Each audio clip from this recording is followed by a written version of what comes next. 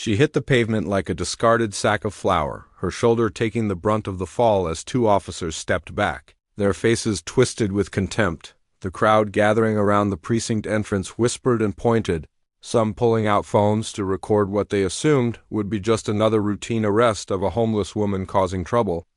Maya's gray hair had come loose from its bun, falling across a face marked by years of hardship, but her eyes, those dark, steady eyes, held something the officers hadn't bothered to notice: dignity, and beneath that, a carefully concealed fire that had been banked for 2 decades but never extinguished.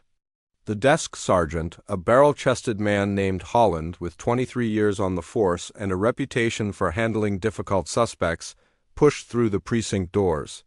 He heard the commotion and came to assert control over what he assumed was a situation spiraling out of hand.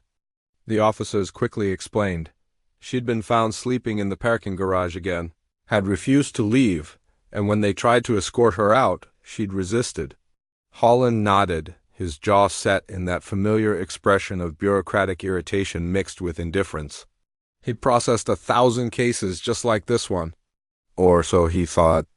What happened next would shake not just his understanding of the woman lying on the cold concrete, but his entire perception of judgment, assumption, and the hidden stories people carry in their scarred hands and weary bones.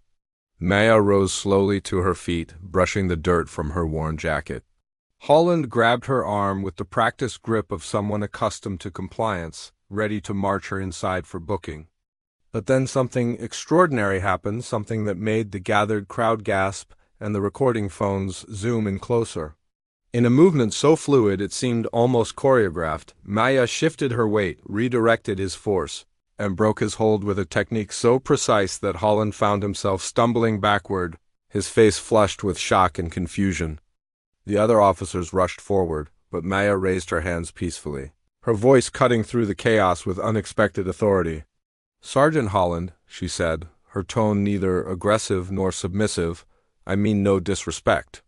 I just need you to listen." There was something in her cadence, something in the way she carried herself despite the threadbare clothes, and the smell of too many nights without shelter that made Holland raise his hand to halt his officers.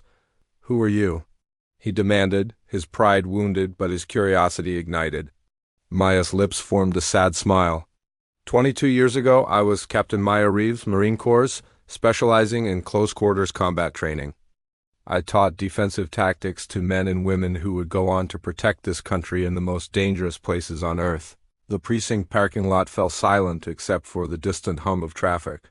Holland's expression shifted from anger to disbelief to something resembling horror as the implications settled over him.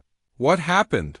he asked quietly, and in those 2 words the entire power dynamic transformed. Maya's story spilled out in measured sentences, each one landing like a stone in still water. Her husband's death in a training accident, the crushing grief that led to depression, the medical bills from her own service-related injuries that insurance refused to cover, the slow, inexorable slide from homeowner to renter to couch surfer to street dweller, each step feeling both impossible and inevitable. "I'm not asking for special treatment," Maya continued, her voice steady despite the tears forming in her eyes. "I'm just asking to be seen, not as garbage, not as a problem to be disposed of. As a human being who once served, who once had a life, who once taught people like you how to protect themselves and others." Holland's throat worked as he swallowed hard, his eyes glistening. The officers who had thrown her down now stood frozen, their faces pale with shame. One of them, a young woman barely 2 years out of the academy, began to cry softly. The crowd watching from the sidewalk had grown larger, and their phones captured not just Maya's words but Holland's reaction as he did something he'd never done in 23 years of service. He removed his cap, held it against his chest, and apologized.